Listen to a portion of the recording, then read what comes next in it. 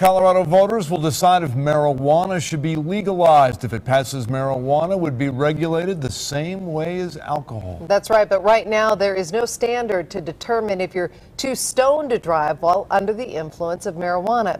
State lawmakers have proposed limits to set a standard, but many argue those tests wouldn't be accurate enough to determine impairment. Tonight, we're answering your questions by putting that proposed state standard to the test. Fox 31 Denver's Mark Meredith is live with the shocking results of our one-of-a-kind investigation. Mark? Libby, as you know, it was just yesterday that state lawmakers voted down this most recent attempt that would regulate how much marijuana a driver out on Colorado's roads could have in their system. But there's no doubt that this is an issue that's not going away anytime soon, especially when it comes to how much is too much. That debate rages on. Today, I am taking a driving simulation test for Fox 31 News after I take in some THC as a legal medical marijuana patient. I'm doing this to try to help prove a point that THC in your system is way different from having alcohol or other pharmaceuticals in your system, and it's something that needs to be taken a look at more seriously. Will someone taking marijuana put themselves or you in danger on the road? We wanted to find out for ourselves. So we set up a test using a simulator, police officer, and a group of volunteers. Ranging in age from their early 20s to their mid-60s, our volunteers let us test not only their driving skills, but their THC levels both before and after taking their marijuana. Got it. I guess the reason why I'm telling you this and why I bought this little camera is because for some reason I've got this little funny feeling that Fox is going to edit this footage to a bias that's not going to be truthful for the cannabis community. And just in case, I'm going to try to film everything that they film so that if they do skew the reality of the situation with this driving test, that we can put the truth and the information out there. So this should be a pretty interesting and exciting day. Just yesterday, Colorado lawmakers narrowly voted down a new law that would have made it illegal for a person to drive with a specific THC level known as Delta 9 concentration. If passed, any Colorado driver would have been considered impaired if they had more than 5 nanograms per milliliter of marijuana in their blood. It's all variable on the person. Sarah Nill is a phlebotomist who routinely checks for drugs in blood. Before we even started our driving test, a surprise.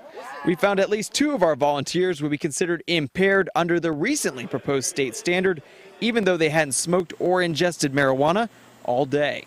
So that I can go back to sleep, which is so much THC concentration that there's got to be more than 5 nanograms active Delta 9 in my system. Meet Max, a 23-year-old eager to try our test, and even though he had not smoked his medical marijuana all day, the blood test shows he's already above that 5 nanogram milliliter proposed limit. When I medicate, I actually come back down to what you would consider a more normal state. Now, I would never advocate in a million years anyone to drive intoxicated on anything for any reason. Overall, I feel like I was a little more calm, a little more stable, and I felt like I drove a whole lot better that time.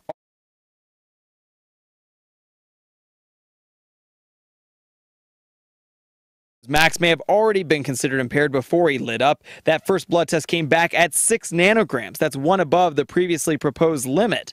But after smoking for us, that number increases 5-fold to 32 nanograms. Somebody who smokes on a regular basis for a year is going to be able to handle more than somebody who doesn't. So when I wake up in the morning and I'm no longer medicated, I've had a great rest of sleep, I get in my car and I get pulled over because my emission sticker hasn't been updated, and I have a pipe in my car that stinks because of the resin. The cop says, well, have you been smoking? I haven't. He tests my blood. Well, of course there's more than 5 nanograms in there. So are you going to send me to jail?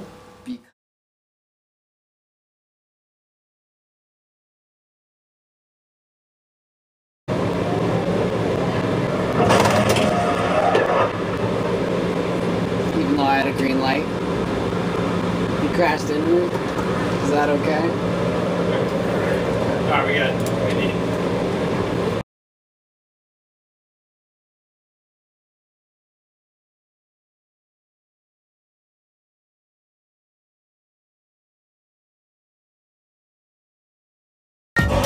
This high-tech simulator will help answer that question, and the results may surprise you. We do that driving test too, and it was ridiculous. I don't know. I don't know how that's an accurate simulator at all. Did you do the driving test? I did it. And It didn't feel real at all, did it? it didn't. Well, first of all, it felt like you were driving a truck, because I've driven big trucks like that. You know why? Because it's a truck simulator. Oh, it felt very weird. Did it make you motion And sickness? it is for CDL. I mean, Yeah. it's not for your Car. driving. Yeah, that was This one is thing. way different than my car. Yeah. And then the second thing was that, well, and for me, they were screwing around with me, and they kept throwing different things like wind at me and snow and shit like that. In cars that like run out at Yeah. you. It's a simulator for devastation, Yeah, not so like the worst case regular scenario. driving. Even though I had a green light, you crashed into me. Is that okay?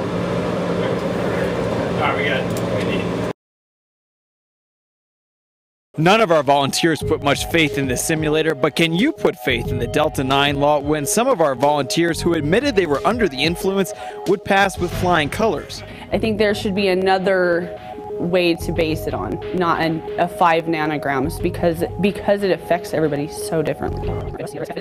I think there should be another way to base it on, not a 5 nanograms, because it affects everybody so differently. The goal, of course, of any law is to protect yourself or others. None of our other drivers under the influence aced our simulator. If the science is true that the U.S. Department of Transportation, National Highway Traffic Safety Administration did their report, this is a report that's been done in the U.S. for over 20 years. It concludes, as other countries do around the world, that the general conclusion is there is little, if any, evidence to indicate that drivers who have used marijuana alone are any more likely to cause serious accidents than drug-free drivers.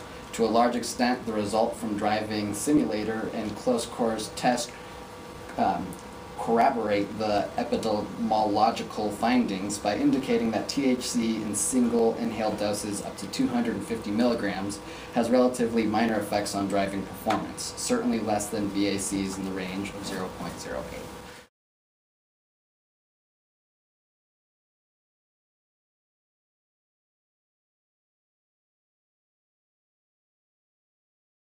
Certainly was an interesting test. Were the people that took the test, were they surprised by the results?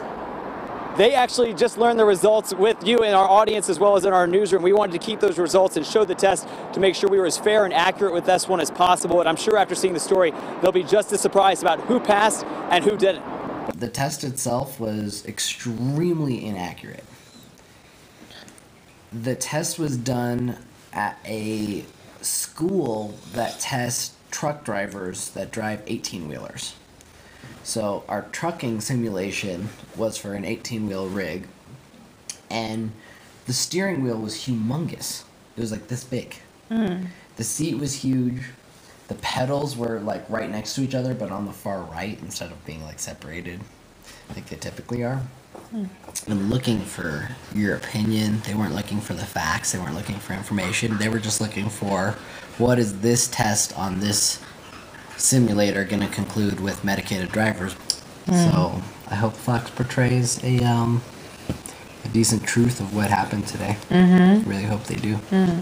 Because it would be really unfortunate if they didn't. I kind of suspect that they will.